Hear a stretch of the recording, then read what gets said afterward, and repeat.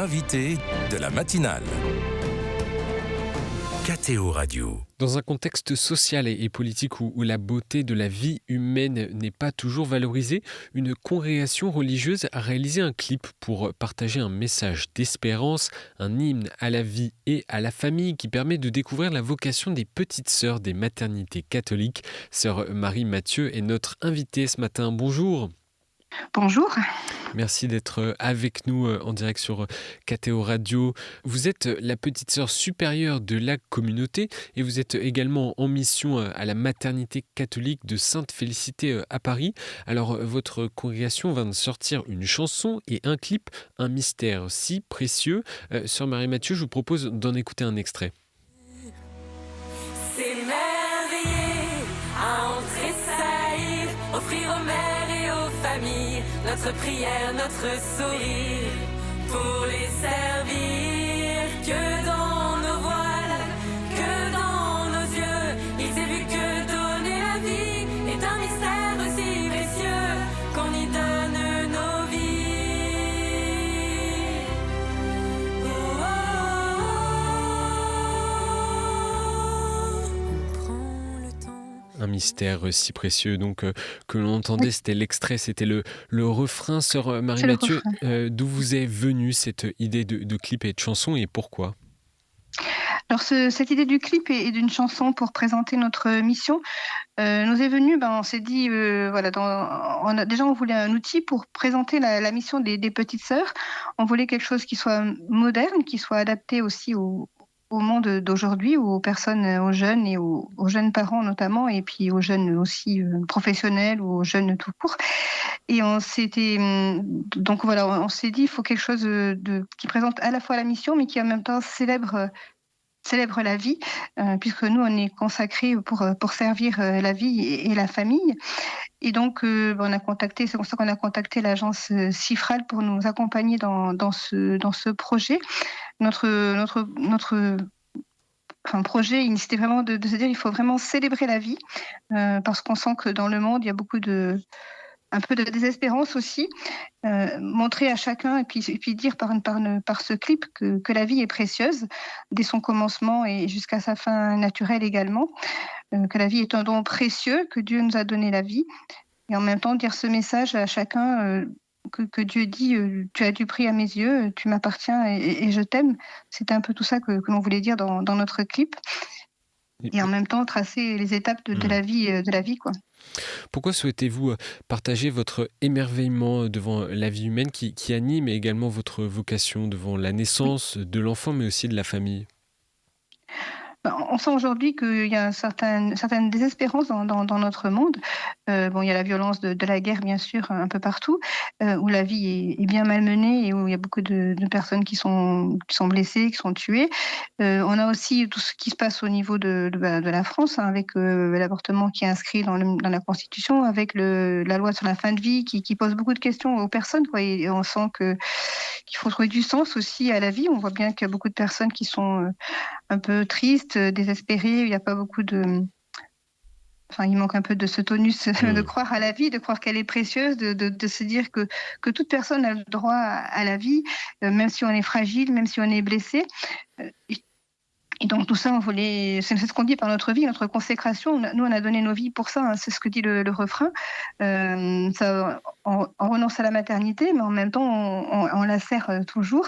Et on sert cette vie pour dire, on n'a pas on doit juste s'en émerveiller, la protéger et accompagner tous ceux qui la donnent. C'est ce qu'on fait dans notre maternité. Et dans ce clip, vous n'hésitez pas non plus à parler des épreuves autour de la naissance. Pourquoi ?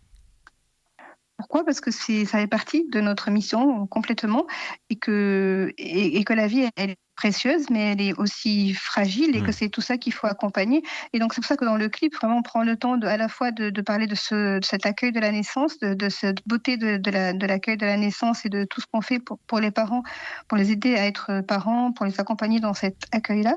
Mais on accompagne aussi parfois la vie fragilisée, blessée, parce que l'enfant peut être porteur de handicap, mais il a le droit à la vie, au même respect et au regard émerveillé de tout le monde, et être accompagné dans sa croissance aussi. Et puis parfois, la vie, elle part. Il y a tous les couples enfin, qui accueille un bébé, mais le bébé va, enfin, une maman fait une fausse couche ou perd son bébé à la naissance, et ça aussi, on l'accompagne. Et ça aussi, faut être là pour accompagner les parents. Et on voulait aussi que ça apparaisse dans le clip, parce que toutes les étapes de la vie, de la naissance à la mort, font partie de notre vie, justement. Et ça aussi, il fallait que ce soit aussi dit. Et d'ailleurs, les couples, tous ceux qui l'ont écouté, nous remercient d'avoir su parler à la fois de ce qui est joyeux, mais aussi de ce qui est une épreuve, mais d'y mettre aussi l'espérance dans cette épreuve. C'est aussi ça que l'on voulait aussi. Vous avez voulu associer d'ailleurs dans ce clip, dans cette aventure, les parents, vous l'avez dit, mais aussi Oui. les soignants et tout le personnel de Oui. vos maternités, bénévoles, bienfaiteurs. Prendre soin de Oui. la vie, c'est un engagement, un effort collectif.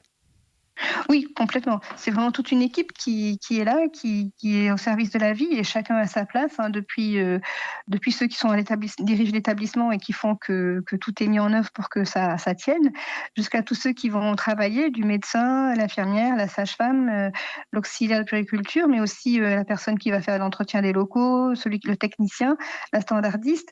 Tout le monde est là pour accueillir les personnes qui viennent se confier à nos soins dans chacune de nos 3 maternités. Et donc, chacun voulait vraiment aussi rendre hommage à ces personnes qui font que nos maternités sont ce qu'elles sont, ces lieux de vie, ces lieux de soins, mais où vraiment on veut mettre en évidence vraiment se prendre soin, et chacun est accueilli comme unique, quel qu'il soit, avec tout ce qu'il porte, tout ce que chacun a dans son histoire.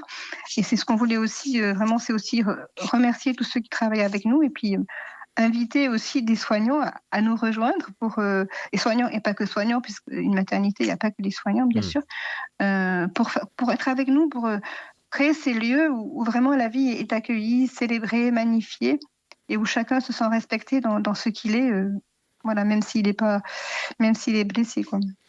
La congrégation des Petites Sœurs des maternités catholiques est reconnue de droit pontifical depuis Oui. 1982. Rappelez-nous Oui. où vous êtes implantés. Alors, nous sommes nés en 1930, et notre premier lieu d'implantation, le lieu de la fondation, c'est à Bourgoin-Jallieu, donc en Isère, où nous avons la maternité, la clinique Saint-Vincent-de-Paul, maternité catholique, où il y a aussi de la chirurgie, et où là, on a également un centre de rééducation fonctionnelle qui a été créé en 2013. Après, on a eu une maternité à l'Étoile, donc à côté d'Aix-en-Provence, à Puy-Ricard, sur le plateau de Puy-Ricard. Où là, voilà, donc à Bourgoin-Jallieu, on a à peu près 1000 naissances, 1200. À l'Étoile, on a 2600, 700 naissances chaque année. Voilà. Après, on est aussi la clinique aussi ici, donc à Sainte-Félicité, où là, on est à 2900, 3000 naissances par an. Et ensuite, on a aussi une communauté à Cambrai. Alors, on n'est plus responsable de la maternité, mais les sœurs sont en mission auprès des mamans quand même à la maternité, et en pastorale familiale, comme dans tous nos diocèses, bien sûr. Et on est également à Dakar, voilà, où il n'y a pas de maternité non plus, mais où on est au service des familles et des jeunes. Voilà. Quelle est la particularité de l'accompagnement que vous proposez avant et après la naissance ? Alors, ce qu'on apporte en plus de ce qu'apportent les maternités, donc déjà, nous, on a été fondés en 1930 pour que nos maisons soient des maisons où on accueille, où on met en avant la sécurité autour de la naissance, bien entendu, avec la compétence, hein, ce qui est fondamental. Et puis après, tout ce qui va être éducation des parents dans leur rôle de parents. Alors, on fait beaucoup d'ateliers depuis le début. Alors aujourd'hui, ça existe dans beaucoup de maternités, mais on essaye d'apporter ce petit plus qui est lié aussi à la spiritualité que l'on apporte. Donc, pour les maternités catholiques, ce qu'il y a, par exemple, dans l'attente de l'enfant, on a des sessions de préparation spirituelle à la naissance, voilà, où on invite les couples à mettre Dieu dans cette attente. Donc voilà, ici à Sainte-Félicité, on fait 3 sessions par an de 4 soirées. La première soirée, c'est pour parler plutôt de l'attente, hein. Attendre un enfant, c'est déjà l'accueillir. La deuxième soirée, c'est autour de la naissance, vivre et célébrer la naissance. La troisième soirée, c'est plus par rapport à oser parler de ce qui inquiète, oser la confiance. Donc c'est aussi pour parler, souvent autour de la grossesse, il peut y avoir beaucoup d'examens qui inquiètent, on peut avoir des diagnostics. Donc pouvoir en parler, parce qu'on leur dit ne restez surtout pas seuls dans cette dans cette inquiétude. Et puis prenez le temps de discerner, de faire une pause pour comprendre ce qui se passe, chercher de l'écoute et des conseils. Et la dernière soirée, c'est le retour à la maison, qui bouscule le couple, bien sûr, parce que quand on accueille un bébé, ça change la vie du couple. Et on invite les couples à bien prendre soin de leur couple, parce que le bébé doit prendre toute sa place, mais sa place et pas toute la place, pour que le couple reste couple aussi. Et ça, c'est fondamental pour l'enfant également. Voilà. Et puis après, vraiment, on a, comme j'aime bien dire, on est dans l'évangile de la vie de Saint Jean-Paul II. Il nous invite à célébrer, à annoncer et servir l'évangile de la vie. Et c'est vraiment notre mission, quoi. Donc, on aime célébrer la naissance. Chacune des naissances est annoncée avec 3 coups de cloche pour rendre grâce et annoncer la naissance de l'enfant. Et avec une prière d'offrande que nous, les petits sœurs, on prie pour chaque enfant qui vient au monde, mais que les parents chrétiens et catholiques peuvent prier aussi avec nous. Voilà, donc on a plein de petits moments comme ça où on célèbre la vie. Et j'imagine que c'est aussi ça que les futurs parents recherchent, cet accompagnement spirituel. Quel retour vous font-ils généralement ? Alors, tous ceux qui participent à la préparation spirituelle à la naissance sont très heureux d'avoir pris une pause et d'avoir pu préparer cette naissance au-delà de ce qui est très technique, quoi, parce que souvent il y a beaucoup de suivi médical, il y a beaucoup de choses comme ça. Et de se dire de faire une pause pour pouvoir regarder avec le Seigneur ce temps de l'attente, les couples en sont toujours très réconfortés. Et puis après, tout ce qu'on fait autour de célébrer la naissance, avec la cloche qui sonne, avec les prénoms des bébés qui sont mis en valeur, avec tout le fait d'avoir la chapelle où les parents peuvent descendre dans chacune de nos maisons, ou le circuit interne de télévision qui leur permet de suivre les offices aussi quand ils ne peuvent pas descendre. Pour eux, c'est aussi la possibilité de pouvoir faire comme une retraite un peu pendant leur séjour. Et ils nous témoignent combien ça les réconforte et combien c'est important pour eux. Un dernier mot, sœur Marie-Mathieu, vous avez parlé du contexte autour de la fin de vie et aussi la baisse de la natalité en France, comme dans de nombreux pays occidentaux. Qu'espérez-vous, qu'attendez-vous de cette chanson et du message que cela véhicule ? On espère aussi que ça puisse dire aux personnes que la vie est belle et que c'est important de l'accueillir aussi sans crainte, et de se dire aussi qu'on n'est pas tout seul dans notre existence, et que Dieu regarde chacun, que Dieu nous aime et qu'il faut se faire confiance, et que Dieu nous fait confiance pour cet accueil de la vie. Et c'est vrai que les retours qu'on a, c'est très positif, justement, parce que beaucoup de personnes nous disent merci pour ce message d'espérance, merci de nous redire que la vie est belle, que la vie est précieuse. Alors, c'est une petite goutte d'eau, bien sûr, mais on se dit en même temps, c'est une étincelle d'espérance qu'on veut lancer, et on espère un peu que ça allume un grand feu d'espérance. Donc, c'est vrai qu'on est déjà à plus de 23 000 vues en moins d'une semaine, c'est déjà pas mal. Après, je ne sais pas trop, des vidéos posées comme ça, comment ça fait, mais pour nous, c'est important, et on sent bien que les gens sont touchés de ça, nos équipes sont touchées aussi qu'on ait pu mettre en avant tout ce pourquoi elles travaillent aussi avec nous.